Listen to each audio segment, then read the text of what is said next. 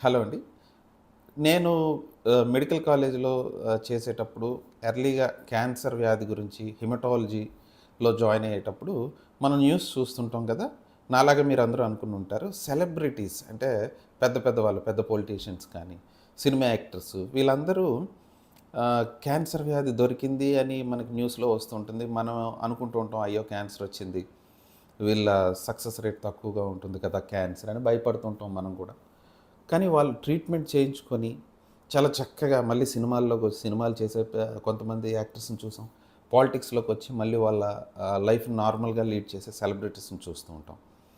So, మనం ఏమనుకుంటామంటే సెలబ్రిటీస్‌లో ఎక్కువగా ఇది తగ్గుతుందే అని నాకు అనిపిస్తూ ఉండేది ఇంతకుముందు.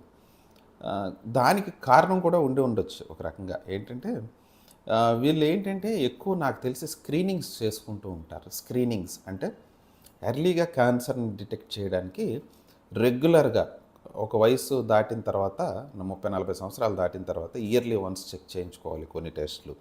కొన్ని టెస్టులు 5 సంవత్సరాలకు ఒకసారి చేయించుకుంటే క్యాన్సర్ మొదలైంది అని తెలియగానే మనకి ట్రీట్మెంట్‌కి వెళ్ళి సింపుల్ ట్రీట్మెంట్స్‌తోనే చాలా సార్లు ఎర్లీ స్టేజెస్ ఆఫ్ క్యాన్సర్‌ని క్యూర్ చేయొచ్చనమాట.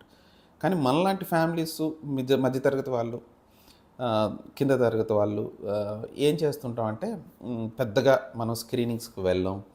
ఆహ్, ఏదో ఎప్పుడో ప్రాబ్లమ్ వస్తే మనం డాక్టర్ దగ్గరికి వెళ్లి ట్రీట్మెంట్ చేసుకుంటాం. సో, క్యాన్సర్ వ్యాధిలో మాత్రం స్క్రీనింగ్ అనేది చాలా వరకు ఇంపార్టెంట్. నార్మల్ పీపుల్ అందరూ కూడా స్క్రీనింగ్స్ చేయించుకోగలిగితే ఎర్లీ డిటెక్షన్ ఇప్పుడు వెస్టర్న్ కంట్రీస్ యూఎస్, యూకే ఇలాంటి వాటిలో స్క్రీనింగ్స్ ఎక్కువగా ఉంటాయి. ఎర్లీ స్టేజ్ ఆఫ్ డిటెక్షన్ ఎక్కువగా ఉంటుందన్నమాట.